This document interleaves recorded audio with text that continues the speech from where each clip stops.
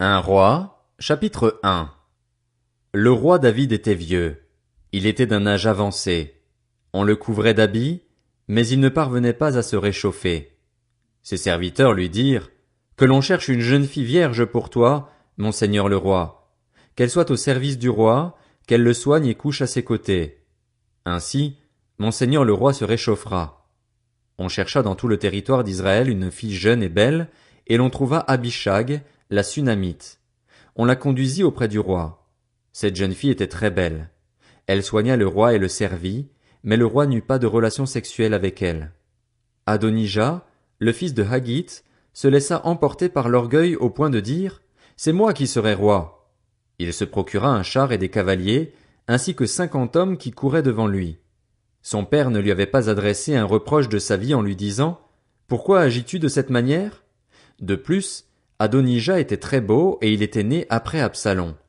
Il eut un entretien avec Joab, le fils de Tseruja, ainsi qu'avec le prêtre Abiatar, et ils embrassèrent son parti.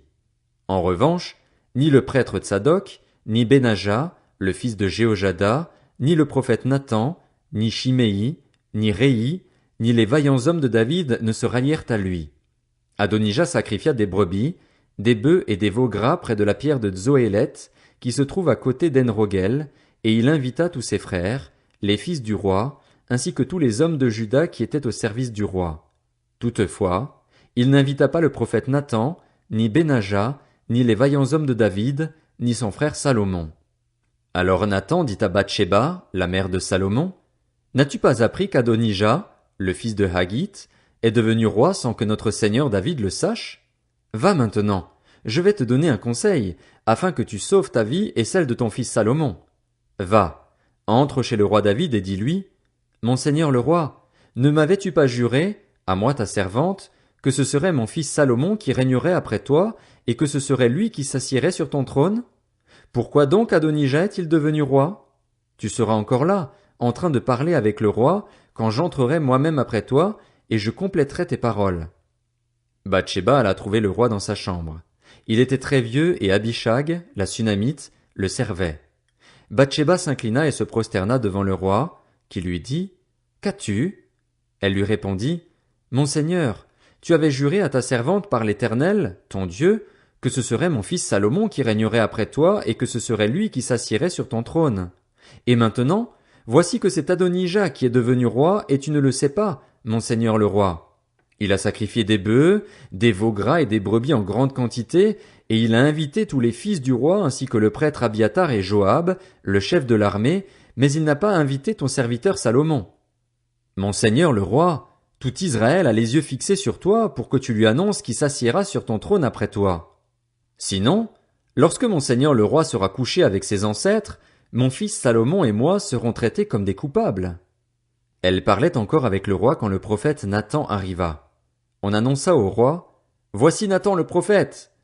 Il entra dans la présence du roi et se prosterna devant lui, le visage contre terre. Puis Nathan dit, « Mon seigneur le roi, c'est donc toi qui as dit qu'Adonijah régnerait après toi et que ce serait lui qui s'assiérait sur ton trône. En effet, il est descendu aujourd'hui sacrifier des bœufs, des veaux gras et des brebis en grande quantité, et il a invité tous les fils du roi ainsi que les chefs de l'armée et le prêtre Abiatar. Les voici en train de manger et de boire en sa présence, et ils disent « Vive le roi Adonijah !» Mais il n'a invité ni moi, qui suis ton serviteur, ni le prêtre Tsadok, ni Benaja, le fils de Jéhojada, ni ton serviteur Salomon. Est-ce bien sur ton ordre, mon seigneur le roi, que cela se passe ainsi, sans que tu aies annoncé à ton serviteur qui doit s'asseoir sur ton trône après toi? Le roi David répondit, « Appelez-moi Bathsheba. » Elle entra et se présenta devant le roi. Le roi prêta alors ce serment. « L'Éternel qui m'a délivré de toutes les détresses est vivant. Je vais agir aujourd'hui conformément à ce que je t'ai juré par l'Éternel, le Dieu d'Israël, lorsque j'ai dit, « C'est ton fils Salomon qui régnera après moi. C'est lui qui s'assiera sur mon trône à ma place. » Bathsheba s'inclina le visage contre terre et se prosterna devant le roi. Puis elle dit, « Que mon seigneur le roi David vive éternellement. » Le roi David dit ensuite, « Appelez-moi le prêtre Tsadok, le prophète Nathan et Benaja, le fils de Jéhojada. » Et ils entrèrent dans la présence du roi. Le roi leur dit, « Prenez avec vous les serviteurs de votre seigneur, Faites monter mon fils Salomon sur ma mule et faites-le descendre à Guillon. Là, le prêtre Tsadok et le prophète Nathan le consacreront par onction comme roi sur Israël. Vous sonnerez de la trompette et vous direz, Vive le roi Salomon! Vous remonterez en marchant derrière lui. Il viendra s'asseoir sur mon trône et il régnera à ma place. C'est lui que j'ai chargé d'être le chef d'Israël et de Juda. Benaja, le fils de Jéhojada, répondit au roi. Amen. Que l'Éternel, le Dieu de mon Seigneur le roi, parle ainsi. Que l'Éternel soit avec Salomon comme il a été avec mon Seigneur le roi, et qu'il rende son trône plus grand encore que celui de mon Seigneur le roi David. Alors le prêtre Tsadok descendit avec le prophète Nathan ainsi qu'avec Benaja, le fils de Jéhojada, les Kérétiens et les Pélétiens. Ils firent monter Salomon sur la mule du roi David et le conduisirent à Guillon. Le prêtre Tsadok prit la corne d'huile dans le tabernacle et il consacra Salomon par onction. On sonna de la trompette et tout le peuple dit, Vive le roi Salomon! Tout le peuple monta après lui, en jouant de la flûte. Ils manifestaient une joie si grande que la terre tremblait sous leurs cris. Adonija et tous les invités qui étaient avec lui entendirent tout cela au moment où ils finissaient de manger. Joab, entendant le son de la trompette, dit, Pourquoi ce vacarme dans Jérusalem? Il parlait encore lorsque Jonathan, le fils du prêtre Abiatar, arriva. Adonija lui dit, Approche-toi, car tu es un vaillant homme et tu apportes de bonnes nouvelles. Au contraire, répondit Jonathan à Adonija, notre Seigneur le roi David a désigné Salomon comme roi. Il a envoyé avec lui le prêtre Tsadok, le prophète Nathan ainsi que Benaja, le fils de Jéhojada, les Kérétiens et les Pélétiens, et ils l'ont fait monter sur la mule du roi. Le prêtre Tsadok et le prophète Nathan l'ont consacré par onction comme roi à Guillon. Puis ils sont remontés de là-bas en manifestant leur joie et Jérusalem en est tout agité. C'est ce bruit que vous avez entendu. Salomon s'est même assis sur le trône royal, et les serviteurs du roi sont venus bénir notre Seigneur le roi David en disant, que Dieu rende le nom de Salomon plus célèbre que le tien, et qu'il rende son trône plus grand que le tien. Alors le roi s'est prosterné sur son lit avant de déclarer, Béni soit l'Éternel, le Dieu d'Israël, qui m'a donné aujourd'hui un successeur et qui m'a permis de le voir. Tous les invités d'Adonija furent terrifiés. Ils se levèrent et partirent, chacun de son côté. Adonija eut peur de Salomon. Il se leva aussi et partit s'accrocher aux cornes de l'autel. On vint dire à Salomon, Voici qu'Adonija a peur de toi. Il tient les cornes de l'autel en disant, Que le roi Salomon me jure aujourd'hui qu'il ne me fera pas mourir, moi son serviteur, par l'épée. Salomon dit, S'il se comporte en homme de valeur, pas un de ses cheveux ne tombera par terre. Mais si l'on trouve en lui de la méchanceté, il mourra. Puis le roi Salomon envoya des hommes le faire descendre de l'autel. Il vint se prosterner devant le roi Salomon, et Salomon lui dit, Va chez toi. 1 Roi, chapitre 2. David approchait du moment de sa mort, et il donna les instructions suivantes à son fils Salomon. Je m'en vais par le chemin commun à toute la terre. Fortifie-toi et sois un homme. Respecte les ordres de l'Éternel, ton Dieu, marche dans ses voies et garde ses prescriptions, ses commandements, ses règles et ses instructions, en te conformant à ce qui est écrit dans la loi de Moïse. Ainsi tu réussiras dans tout ce que tu feras et partout où tu te tourneras, et l'Éternel accomplira cette parole qu'il a prononcée à propos de moi. Si tes descendants veillent sur leur conduite pour marcher avec fidélité devant moi, de tout leur cœur et de toute leur âme, tu ne manqueras jamais d'un successeur sur le trône d'Israël. Tu sais ce que m'a fait Joab, le fils de Tseruja, ce qu'il a fait à 2 chefs de l'armée d'Israël, à Abner, le fils de Ner, et à Amasa, le fils de Jéter. Il les a tués. Il a versé pendant la paix le sang de la guerre, et il l'a mis sur la ceinture qu'il portait à la taille et sur les chaussures qu'il portait aux pieds. Tu agiras conformément à ta sagesse, et tu ne laisseras pas ses cheveux blancs descendre en paix au séjour des morts. Quant aux fils de Barzilaï, le Galaadite, tu les traiteras avec bonté, et ils feront partie de ceux qui mangent à ta table. En effet, ils ont agi de la même manière envers moi en venant à ma rencontre lorsque je fuyais devant ton frère Absalom.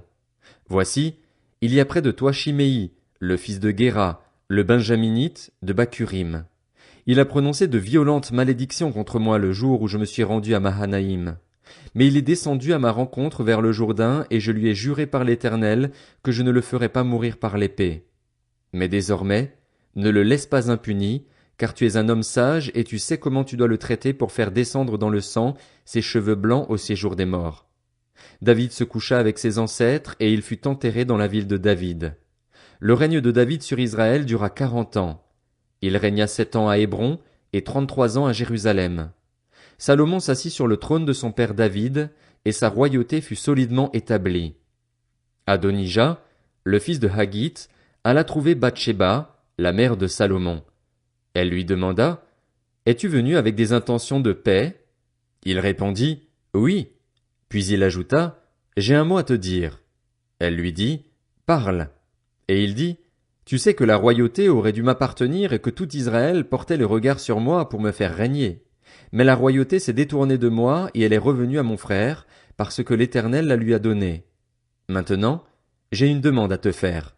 Ne me repousse pas. » Elle lui répondit: « Parle. » Et il dit: « Je t'en prie, dis au roi Salomon de me donner pour femme Abishag, la Sunamite, car il ne te repoussera pas. » Bathsheba dit: « Bien, je parlerai au roi en ta faveur. » Bathsheba alla donc trouver le roi Salomon pour lui parler en faveur d'Adonijah. Le roi se leva pour aller à sa rencontre et se prosterna devant elle, puis il s'assit sur son trône. Le roi fit placer un trône pour sa mère et elle s'assit à sa droite. Elle dit alors: « J'ai une petite demande à te faire, ne me repousse pas. » Le roi lui dit: « Fais ta demande, ma mère, car je ne te repousserai pas. » Elle dit: « Qu'Abishag, la Sunamite, soit donnée pour femme à ton frère Adonijah. » Le roi Salomon répondit à sa mère: « Pourquoi demandes-tu Abishag, la Sunamite, pour Adonijah? Demande donc la royauté pour lui, puisqu'il est mon frère aîné. Demande-la pour lui, pour le prêtre Abiatar et pour Joab, le fils de Tseruja. » Alors le roi Salomon prêta ce serment par l'Éternel: « Que Dieu me traite avec la plus grande sévérité, si ce n'est pas au prix de sa vie qu'Adonijah a prononcé cette parole. Maintenant, l'Éternel est vivant, lui qui m'a solidement établi et m'a fait asseoir sur le trône de mon père David et qui m'a donné une maison, conformément à sa promesse. Aujourd'hui Adonijah mourra. » Puis le roi Salomon fit frapper Adonijah par l'intermédiaire de Benaja, le fils de Jéhojada, et il mourut. Le roi dit ensuite au prêtre Abiatar: « Va-t'en à Anathoth dans tes terres. En effet, tu mérites la mort, mais je ne te ferai pas mourir aujourd'hui, parce que tu as porté l'arche du Seigneur, de l'Éternel, devant mon père David et parce que tu as pris part à toutes ses souffrances. » Salomon démit Abiatar de ses fonctions de prêtre de l'Éternel, et ainsi s'accomplit la parole que l'Éternel avait prononcée contre la famille d'Éli à Silo. La nouvelle en parvint à Joab, et il se réfugia dans la tente de l'Éternel et s'accrocha aux cornes de l'autel. En effet, il avait suivi le parti d'Adonijah, alors qu'il n'avait pas suivi celui d'Absalom. On annonça au roi Salomon que Joab s'était réfugié dans la tente de l'Éternel, et qu'il se trouvait à côté de l'autel. Salomon envoya Benaja, le fils de Jéhojada, en lui disant: « Va le frapper. » Benaja arriva à la tente de l'Éternel et dit à Joab: « Sors, c'est le roi qui l'ordonne. » Mais il répondit: « Non, je veux mourir ici. » Benaja rapporta cette parole au roi en disant: « Voilà ce qu'a dit Joab. Voilà ce qu'il m'a répondu. » Le roi dit à Benaja: « Fais comme il l'a dit, frappe-le et enterre-le. Tu écarteras ainsi de moi et de ma famille le sang que Joab a versé sans raison. L'Éternel fera retomber son sang sur sa tête, parce qu'il a frappé 2 hommes plus justes et meilleurs que lui, et les a tués par l'épée, sans que mon père David le sache. Je veux parler d'Abner, le fils de Ner, qui était le chef de l'armée d'Israël, et d'Amasa, le fils de Jéter, qui était le chef de l'armée de Juda. Leur sang retombera pour toujours sur la tête de Joab et de sa descendance. En revanche, l'Éternel accordera pour toujours la paix à David, à sa descendance, à sa famille et à son trône. » Benaja, le fils de Jéhojada, monta à la tente de l'Éternel et frappa Joab à mort. Il fut enterré chez lui, dans le désert. Le roi mit Benaja, le fils de Jéhojada, à la tête de l'armée à la place de Joab, et il établit le prêtre Tsadok à la place d'Abiatar. Le roi fit appeler Shimei et lui dit: « Construis-toi une maison à Jérusalem. Tu y habiteras, et tu n'en sortiras pas pour aller ici ou là. Sache bien que tu mourras le jour où tu sortiras de la ville et passeras le torrent du Cédron. Tu seras toi-même responsable de ta mort. » Shimei répondit au roi: « C'est bien. Moi, ton serviteur, je ferai ce que dit mon seigneur le roi. » Et Shimei habita longtemps à Jérusalem. Au bout de 3 ans, 2 de ses esclaves s'enfuirent chez Akish, fils de Maaka et roi de Gath.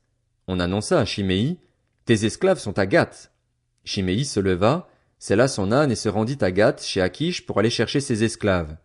Shimei partit donc et il ramena ses esclaves de Gath. On informa Salomon que Shimei était allé de Jérusalem à Gath et qu'il était de retour. Le roi fit appeler Shimei et lui dit: Je t'avais fait prêter serment par l'Éternel, et je t'avais fait cette déclaration formelle: Sache bien que tu mourras le jour où tu sortiras de la ville pour aller ici ou là. Tu m'avais répondu: C'est bien, j'ai compris. N'est-ce pas?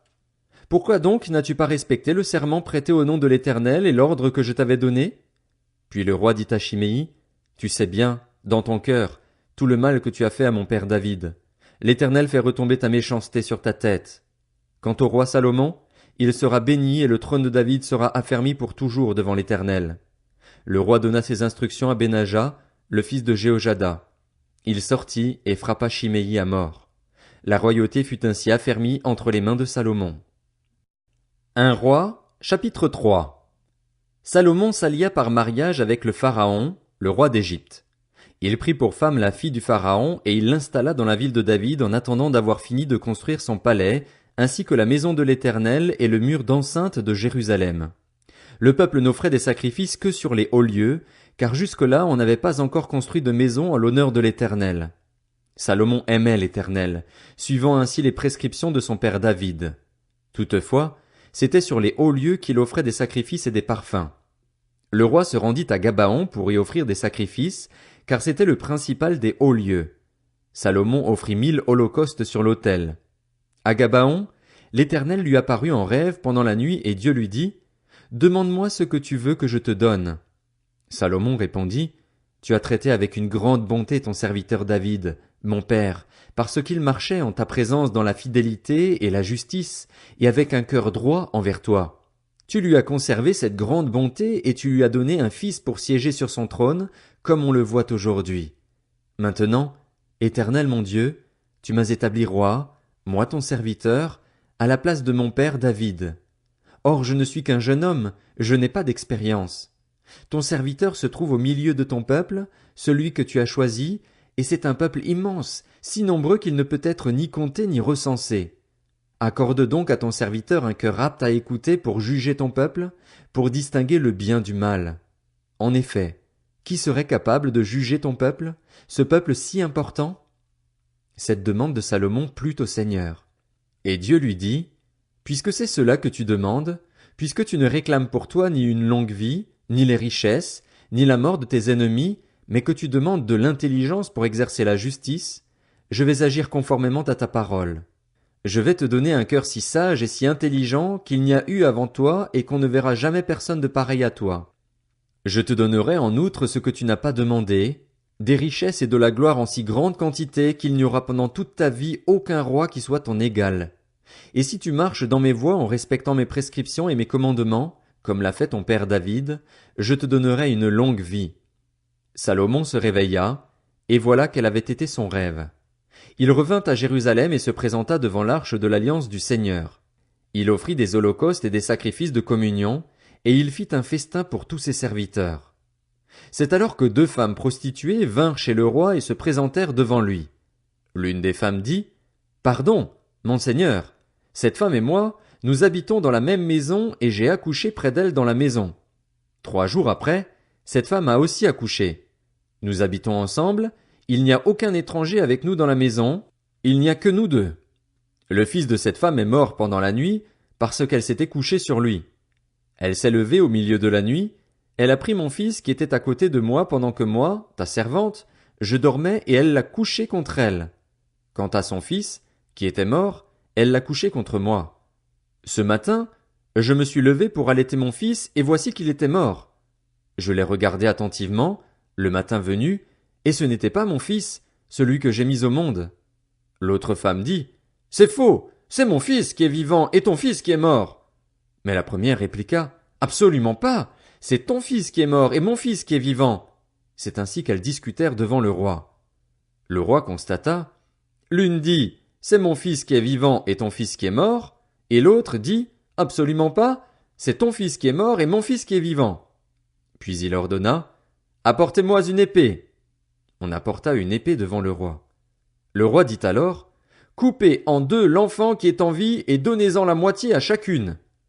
Alors la femme dont le fils était vivant fut remplie de compassion pour son fils, et elle dit au roi, Ah, mon seigneur, donnez-lui l'enfant qui est en vie, ne le faites pas mourir. Mais l'autre répliqua, Il ne sera ni à moi, ni à toi, coupez-le. Prenant la parole, le roi dit alors, Donnez l'enfant qui est en vie à la première femme, ne le faites pas mourir, c'est elle qui est sa mère. Tout Israël apprit le jugement que le roi avait prononcé, et l'on éprouva de la crainte envers lui. En effet, on avait constaté qu'il bénéficiait de la sagesse de Dieu pour exercer la justice.